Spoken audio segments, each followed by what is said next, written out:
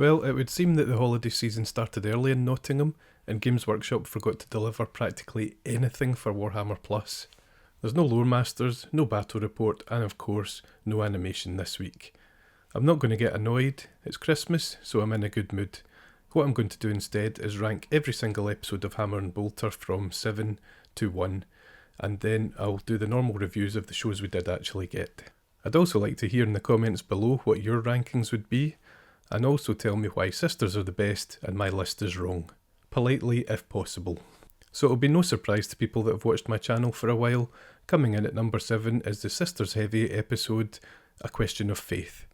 I just don't like the Sisters aesthetic, and a weird jamming issue in this episode just didn't make me any more receptive to them. It had great combat scenes in it, but I just don't like them, so I couldn't take to this episode at all. The rest of these episodes were actually quite difficult for me because there's a lot of redeeming features in each one. At number 6 I'm going to put Old BALE. The animation seemed especially janky in this one, and I don't buy that Yarrick could live with himself afterwards. It was good to see some legendary characters in action, but there are better episodes. It doesn't make you think as much as some other ones, so that is a key ingredient of Hammer and Bolter in my opinion. I've put the newest episode, Kill Protocol, in at number 5.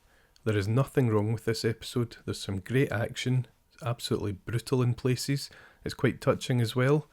I really like the buddy relationship between the tech priest and her robot, but it just doesn't hit the heights of some episodes ahead of this. It also shows the Mechanicum valuing machines over human life in quite a shocking way.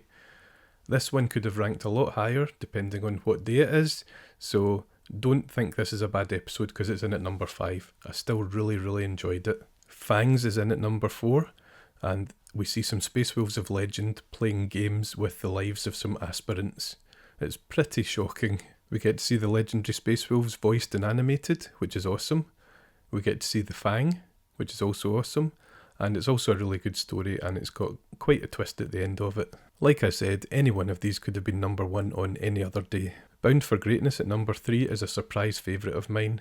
It's slow, it's dry, it's depressing, but it also depicts the Imperium the way that I think it is in my head, which is a living hell. It shows how chaos can infiltrate even a seemingly pious world, and it can take root throughout the whole populace. It is very interesting indeed.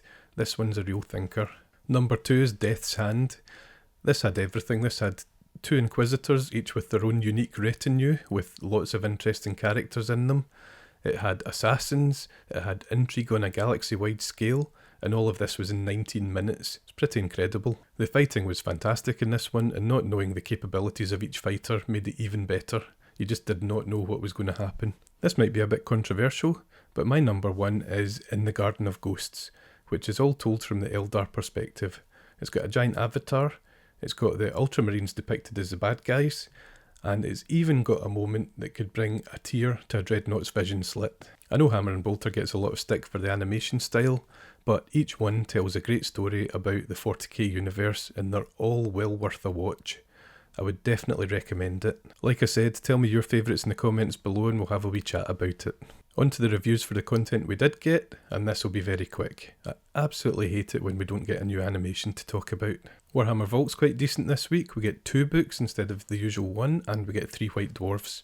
We get the Damnos book, which continues the Apocalypse Warzone series, and it's Necrons and Ultramarines. There's a lot of good background in this, and a lot of good photos for both armies.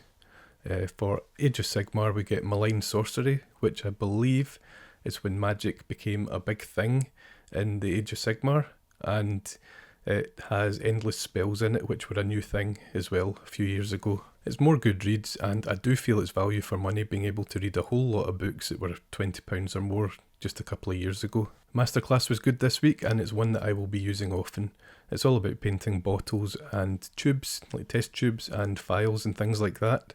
It was really well done. Louise Sugden's back as presenter, really like her presenting style, and very well produced. Everything's very clear. I'd really recommend this one. I'm going to squirrel it away for when I need it. In a bit of a surprise move, we got a deep strike for the first 4 episodes of Hammer and Bolter. It seems to be the go-to show when there's no animation to appease us. I do really enjoy them sitting around. They're all hobbyists. They're sitting around chatting about the shows and what their favourite bits are. It was quite revealing that they'd all said that they'd seen early animatics of all the shows, which means they probably get input into whether they're up to snuff or not.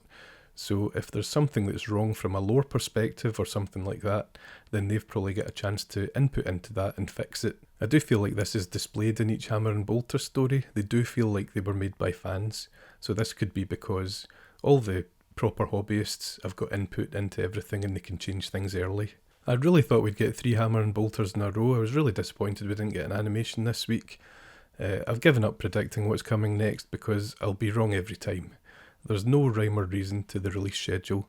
They could really use a roadmap so that we know what's coming. Having said that, just as I was about to go to print with this video, I went onto Warhammer Community and there was the Exodite trailer sitting there. So I watched that. It's coming early next year. It was quite cool, maybe a wee bit underwhelming, but we've got stealth battle suits, we've got Imperial cruisers, space battles, we've got fire warriors, all that kind of thing. The visuals were cool, but I didn't feel the trailer did anything for me. There was hardly any action and it didn't get the juices flowing, if you know what I mean. It does raise some questions like, why is it called the Exodite when that's traditionally an Eldar thing? Who's the blue guy? How many episodes are we going to get? That kind of thing. I'll give it the benefit of the doubt, of course, and it'll be great to see another animation make its way to the service. I think I was right when I said that we were meant to get the Exodite trailer last week. I think it's just been delayed by a week and they pulled all marketing materials on it. If you want to watch it yourself, it's on the Warhammer community site and it's also on the Warhammer Plus app. Anyway, that's it for this week. Merry Christmas to those who celebrate it. Happy holidays to those that don't. I hope you get some cool hobby stuff to keep you occupied.